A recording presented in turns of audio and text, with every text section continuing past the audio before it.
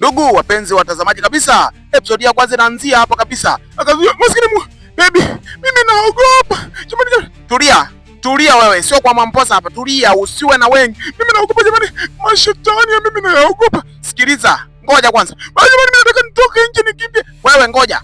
Unataka uende wapi? Unawaogopa watu hao? Mimi nimewaweka hao watu kwa ajili ya kupokea pesa na kutoka kwenye mizimu. Usijali, utajiri ndio huu. Sasa unataka kwenda wapi? Tuliza wenge. Funguo ninazo hapa, tuliza wenge kii hapa. Hapa sio kanisani, njoo. Sogea hapa. Ulikuwa unaomba pesa, ujue natoleaga wapi pesa? Sogea hapa. Unaogopa nini? Unaogopa nini? Kumbe kibonge kabisa barabara alikuwa ameandaga chumba kabisa kwa ajili ya kujipatia mipesa. Ameweka na watu kwa ajili ya kupokea pesa muda wote wanapokea pesa katika hiki chumba na wanatoka jioni. Akasema chukua pesa. Uliomba pesa ya kulipia simu, chukua hii hapa sasa, ukaangalia simu nyingine, chukua, usilipie tena simu, chukua hii ukanunue simu. Mimi siwezi, mimi nataka niondoke mimi. Siwezi. Mimi yote nimesamehe, sikuombi tena pesa. Kumbe huyu dada kabisa alikuwa anaitwa Salome. Salome sasa alikuwa amemuomba kibonge pesa akalipie simu. Sasa kibonge anamwambia mimi masuala ya kulipia simu sitaki. Nataka ukanunue simu mpya. Sasa shida nini?